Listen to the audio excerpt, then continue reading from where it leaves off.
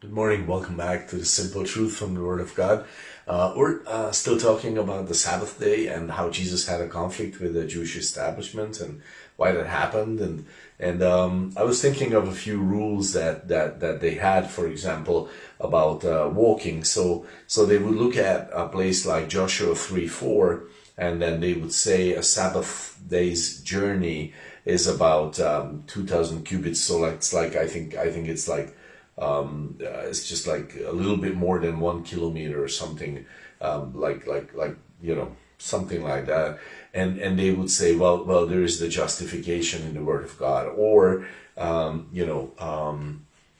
take like plucking grain to eat while walking through a field was okay according to the law of God. This is Deuteronomy 23:25, I think. But they said no. That's harvesting, that's reaping, and so it's forbidden on the Sabbath. And so this is the typical stuff that they would say. They would take the law of God and then they would qualify it or expand on it or add to it somehow. And when they would say these things, they do kind of sound similar. They even extrapolate on the real thing. There's the law of God, and they're like sort of building out of that. It kind of leaves it open, and they're filling the gaps or something. But just that it sounds like it doesn't mean it's the real thing. And that was like the problem there. And I have seen this in my days with Christ, that I have seen believers who, let's say, have some authority in the church or in the ministry, and they make up some highfalutin spiritual sounding statements that are like maxims for life, but they're not the Word of God. They have nothing to do with the Word of God. Or maybe they just have someone's authority behind, so and so said this and this, so this is how it should be done, even though it's not the Word of God. Or they are extrapolating on the Word of God, building on it, and then that statement that becomes like a tradition that has undue authority.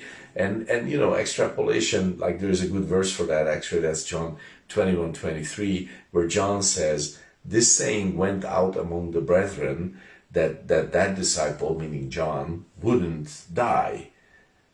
Yet Jesus said not unto him, You will not die, but if I want that he tarry till I come, what is that to you?" So like the idea is that John is saying, don't add to what Jesus says. Jesus said, if I want him to remain until I come, what is that to you? That's what he said. He didn't say he's not going to die, but people extrapolated on that and wanted to believe something. And John is correcting that. He's saying, don't do that.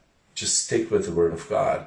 So what makes the difference between the two if they sound similar? Because, okay, let's say a young believer can, of course, be easily misled, and he can start thinking, oh, so-and-so in authority says this, and so probably they are right, okay? And that's, like you need to verify, of course, but what changes? What puts a difference between those two things? Well, the answer is really faith in God and no faith in humanity's ability to create divine inspiration.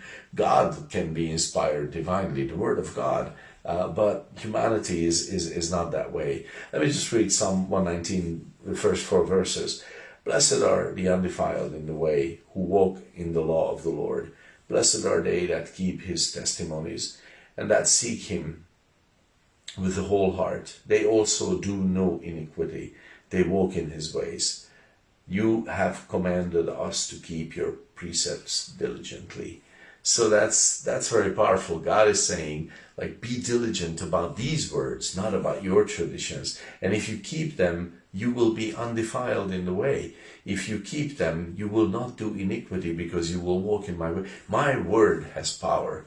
The traditions that you would add to it, it just doesn't. It doesn't have that power.